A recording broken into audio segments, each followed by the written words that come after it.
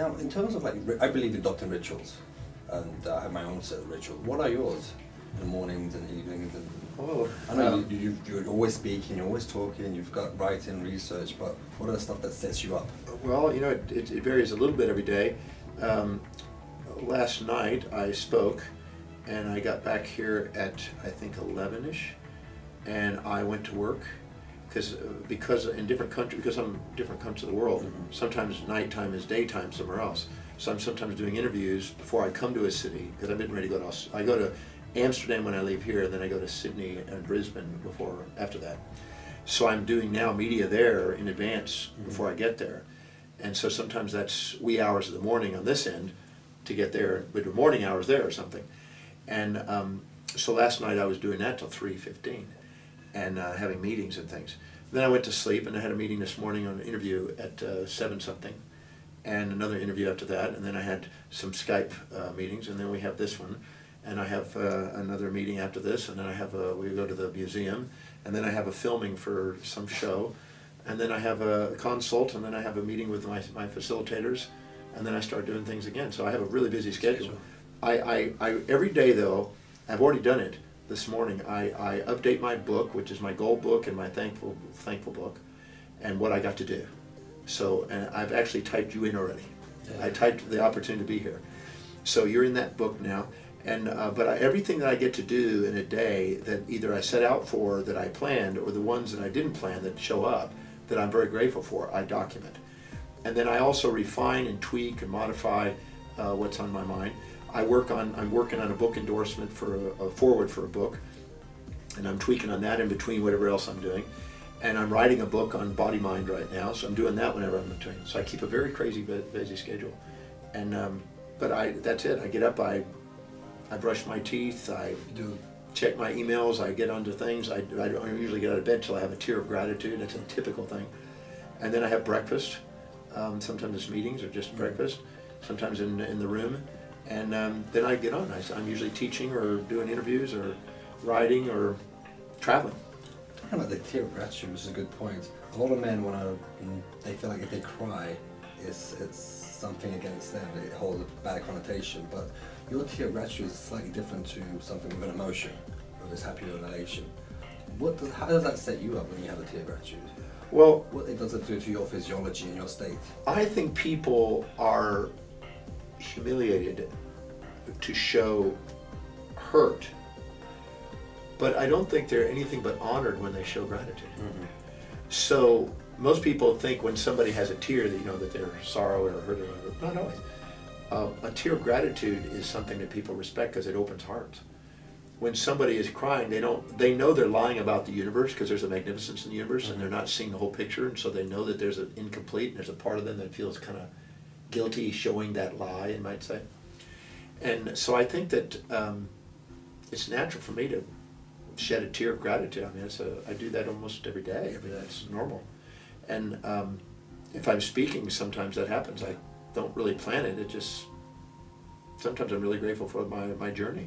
This morning on my interview for the Independent, I think, newspaper, they were doing an interview, and they were talking about something, and there was a question they asked, and I kind of welled up inside because I remembered something that I completely forgot about back in my teenage days, and I just welled up, and I was thinking, God, I'm so grateful that happened in that time, and so I don't think about it. I just let it out. I was doing a show in South Africa, and the lady.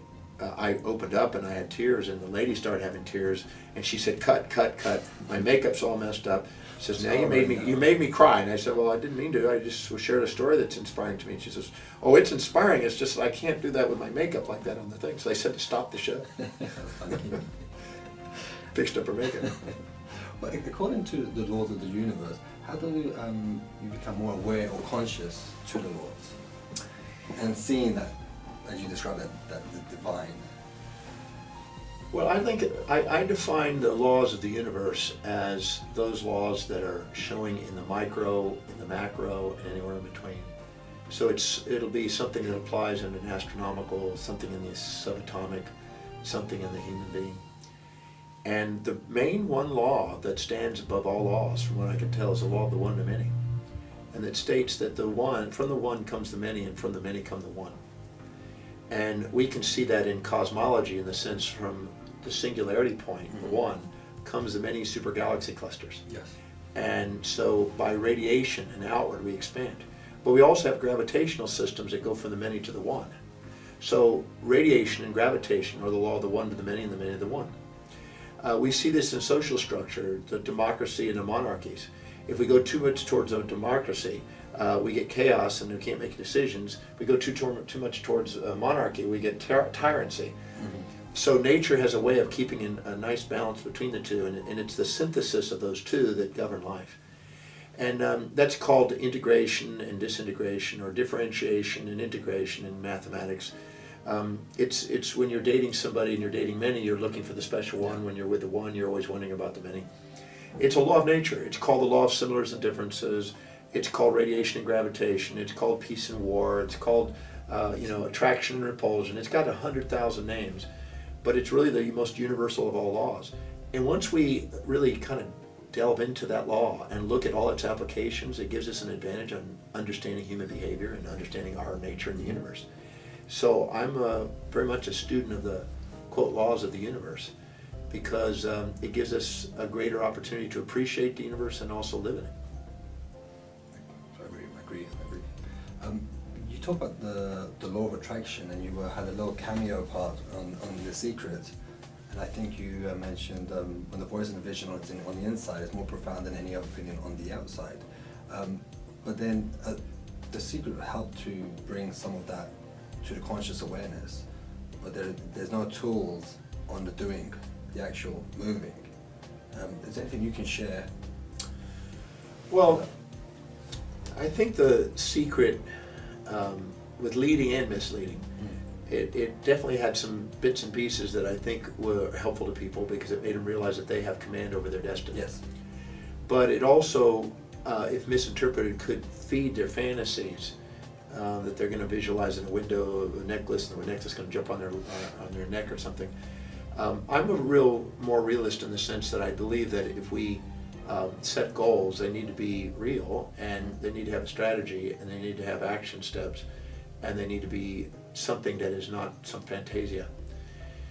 But I think that the law of attraction is whatever we have highest on our values, we tend to see in our environment, we tend to act upon our environment, we tend to make quick decisions towards an environment, and we tend to persevere regardless of the obstacles towards it.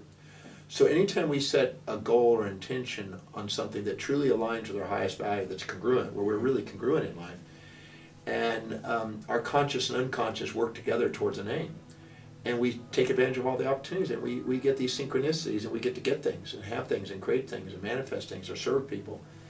So I'm a firm believer in setting goals that are congruent with values, finding out what the values are, finding out what the goals are, making sure they match. Be realistic, because you accomplish more. You don't need to make a metaphysical thing out of it or a mystical thing out of it. You just need to make it concrete and make it real, and stick to it. But the issue there is knowing your values. Well, that's the problem with most people live in kind of a delusion about who they are. I think the Delphic Oracle, and when Socrates referred to it, said that know thyself, be thyself, love thyself. I think that's really a great summary, because most people don't know who they really are. They got these fantasies, and they're mainly living in shoulds and ought tos and all these imperatives by other people. They have a set of values. Most of the time it's unconscious. They have another set of ideals that are conscious, that the ones that are injected by others that they're trying to live by. They have a conflict and they have moral dilemmas over it all the time. They're judging themselves. And have stories that keep on telling themselves. Stories that tell themselves. And once those are congruent, amazing things happen. People all of a sudden kind of have the energy to get things done. They have the clarity of vision. They are inspired again. And man, the energy comes and they go. They get on to action. So I'm a firm believer in the Breakthrough Experience program that I do. I do my best to try to help people identify what those values are and set goals that are congruent to that, and to help them clear out the delusions about who they are and the people that are around them, so they can not be focused on how there's a mistake and more on how there's an opportunity. And I think when people do that, they get way more out of their life. There's an empowerment. There's definitely an empowerment, and there's more fulfillment. I mean, there's more meaning in life. Can you talk a bit more about the Breakthrough Experience? Well, the Breakthrough Experience is something that evolved now over 21 or so years. I started 88, 89, and So it was actually on a flight going to Quebec City through Montreal from Houston, Texas, that on the flight I got a little vision. I don't know how to describe it. I was just meditating, and I got a little vision of a little talk and a seminar, and I kind of saw it, and I just kind of started quickly writing everything down, and that was the beginning of it. And it said that there's within the tiny seed is a mighty oak. Mm-hmm. That is what came to my head, and this is an idea whose time has come. This what you're about to present is an idea whose time has come, and I started working on it. It was basically to assist people in achievement and assist people in breaking through whatever was in the way of what they wanted in life, and getting them clear on it, and giving them tools and methods to help them do that. And I set out to do that, and I've just refined it and remodeled it, and now it's got a lot of principles in it, a lot of methods in it that can help people in many different areas of their life. And so I do that 40 times plus a year, city to city every weekend. And it's my favorite weekend thing to do, basically, to go in and, well, you've seen it. I've seen it, yeah. Yeah, I mean, I love doing it. It's where I watch people's eyes light up and their eyeballs open up on what's possible for them, and they see why they're maybe blocking themselves, if they will, as they call it, and I help them show how to break through that. Yeah. Well, you did a consultation with my mother a year ago, and the story goes, she found out she had cancer, and so obviously she's in a traumatic state. It just so happens that Demartini was in town, and I managed to book a consultation the next day. So she's frantic, she's upset, she's depressed, she's got a lot of issues. There's a whole range of reasons where the cancer might have manifested or came about, but I believe that her emotions and some of the baggage she carried was stored in her physiology. So I asked Demartini if he can do a consultation. He did. It was a profound experience, very, very insightful on her to share that with her. It was a 2-hour process. He managed to just throw in some uppercuts and hooks and all kinds of stuff that really helped to let go of the crap that she's been holding, literally the crap she's been holding. That night she slept in my room. Now just remember, she just found out she had cancer. She was there for a good 3 hours, and I kid you not, making these sounds.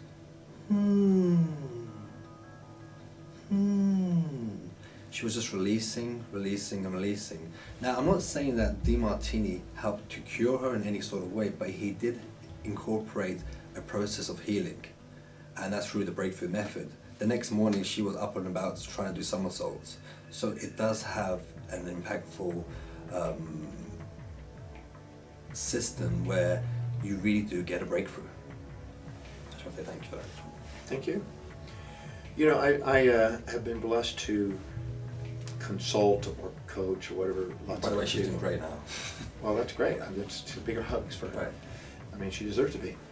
I mean, the body is an amazing system, and whatever and however it was created or evolved, the feedback systems within the body do extraordinary things. And anytime we have emotional stuff in our life that we can clear out, the body rallies and it does amazing things. So it has the capacity to do amazing recoveries or discoveries, if you want to call it that.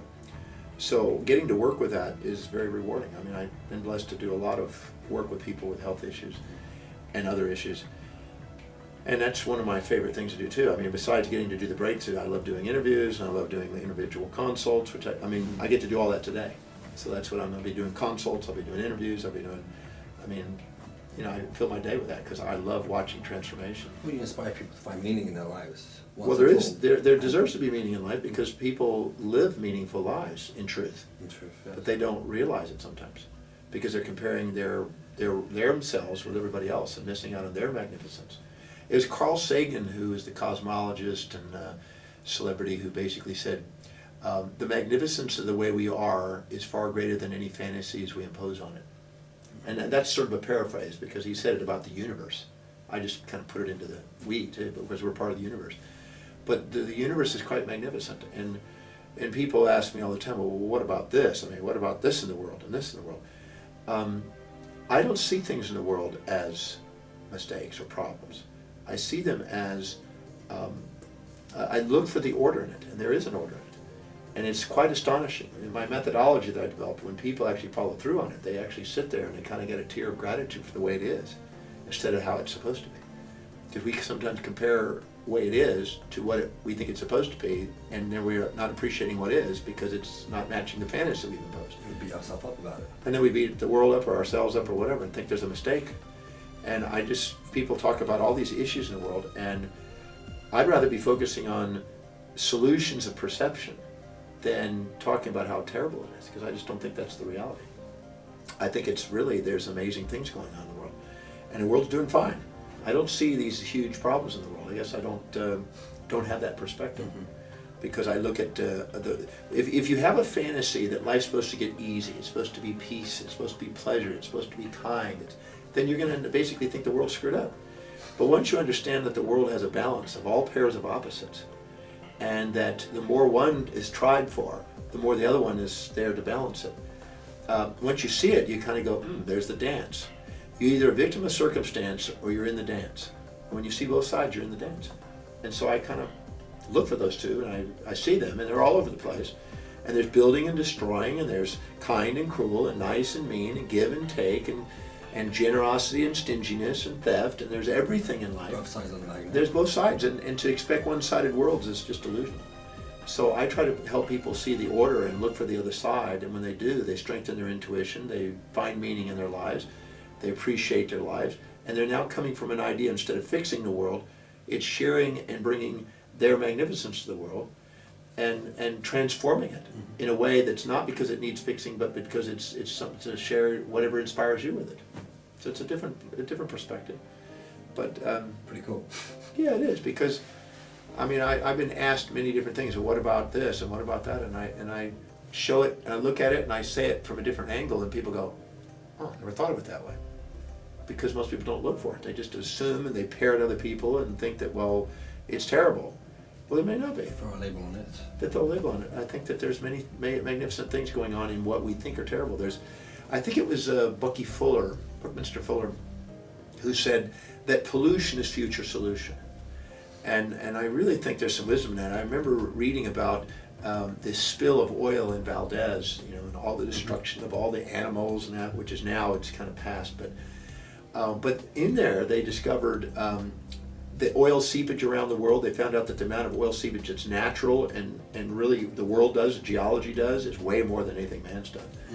And then they started realizing that there were certain bacteria that lived and merged on the oil slicks, and those things, they started extracting those bacteria. The bacteria are now used for medicine, and there's new insights about genetics from it, and there's new opportunities that come out of these things that we think are tragic. And I always say that, why wait for the wisdom of the ages with the aging process when you can get the wisdom of the ages without it by looking now for the other side? And so I try to help people see both sides of life. And they're not run by either side. They embrace both sides by doing it. Last question, which I ask all my interviewees, is how do you define success and how do you define greatness? Are they two the same or very different entities? Success, I think, is partly a delusion, because it was Keogh, who headed up Coca-Cola Company, who is on Berkshire Hathaway board, I believe, with Warren Buffett. He said, when I see a person who thinks they're successful, I'm not interested in them, because they're on their way down. When I see somebody who's got a mission and a vision of new possibilities, and they're inspired by that vision, and they're not focusing on whether they're successful or failure or anything, they're just focusing on the mission. He says, I'm interested in those people. Because the second you think you're successful, that's a sign that your vision and goals are nearly done or nearly reached, and you think you're done. But why would you want to be done? I mean, we're here as a journey, not a destination. So I think the idea of being appreciative of what you get to do, that goals that you've once set at and you accomplish, be appreciative, but don't puff and think that you're a success out of it. Because I don't even think that's not my focus. I mean, even though one of my books got titled Stress to Success, that's not really what I'm about. I'm more about raising the bar consistent and having it. I've got goals that go 1,000 years in the future. things that I want to set in motion that will continue for 1,000 years. And so, to me, it's not about, oh, I'm done. People go, well, you've done this, you've written these books, or you've done that. I go, I don't even think about it. Right. It's part of what I'm doing. I'm grateful for the opportunity to get to do it because I'm getting a message out, but I don't think of that as success. I don't put a register on success. I don't really register success and failure thinkings. I don't have that. It doesn't make sense, but I don't think of myself as one or the other. I always know that I always say that when you're thinking you're successful, you're exaggerating yourself. When you're thinking you're a failure, you're minimizing yourself. And when you're just grateful and you're inspired by a mission, you are yourself. So I don't like the trappings of success and failure thinking. I don't know if that makes any sense. It does make sense. It does. And can you share with us, just one last thing, some of your goals for the future? Well, I have lots of goals. Yeah. I wanted to.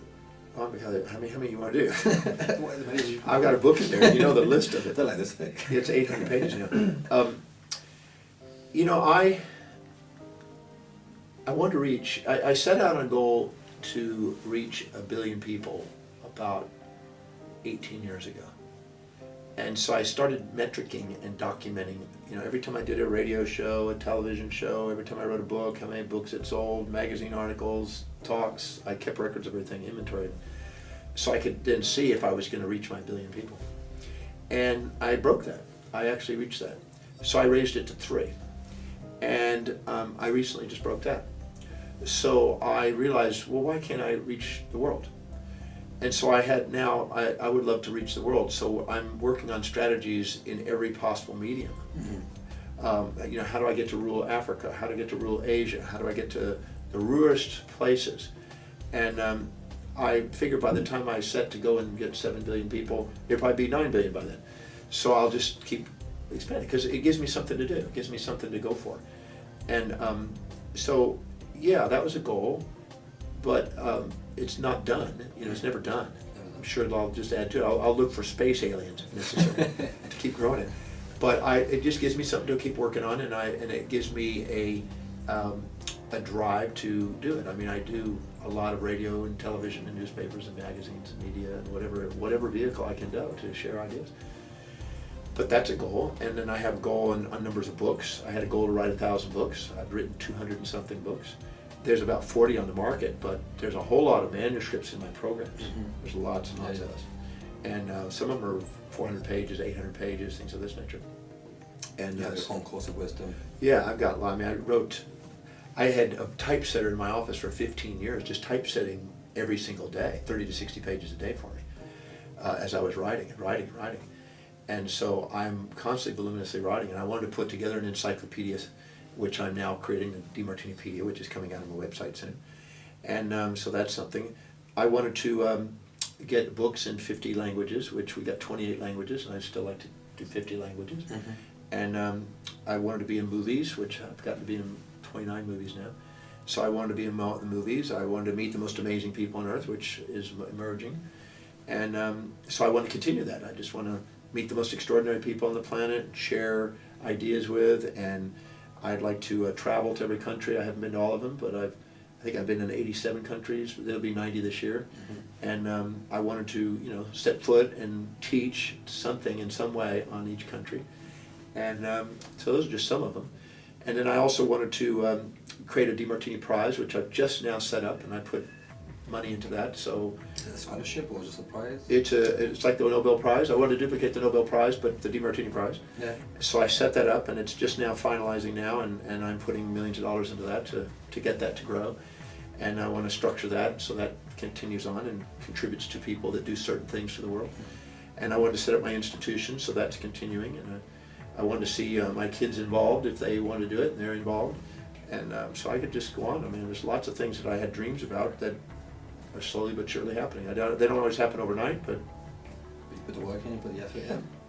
And I want to, I always said that the universe is my playground. I remember reading something when I was 18.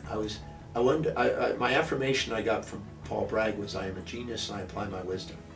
And I got that affirmation, and I thought, well, what the hell is a genius? I didn't know what it was. Mm-hmm. And my parents said a genius is someone like Albert Einstein and Da Vinci and these kind of people, so I started studying. So I made a commitment to read everything that was available on Albert Einstein and Da Vinci. Well, Albert Einstein said that I never felt at home really with my family or even my community or my city or state. I felt my world was my home. And Socrates said that I'm not a man of Corinth or a man of Athens. I'm a man and citizen of the universe.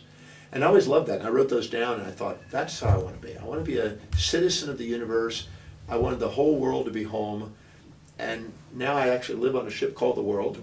And it says in the advertisement of it that every country's a room in the house.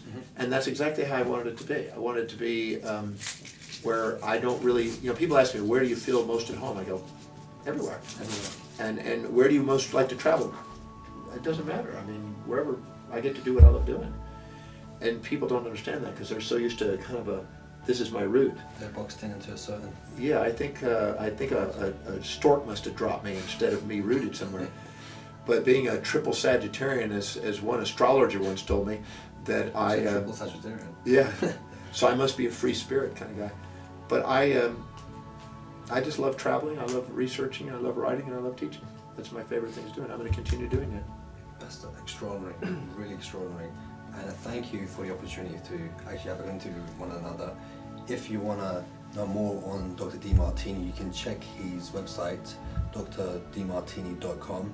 He has tons of products, courses, an amazing guy to research and find out more of. I would really recommend you to check him out. Thank you. Thank you.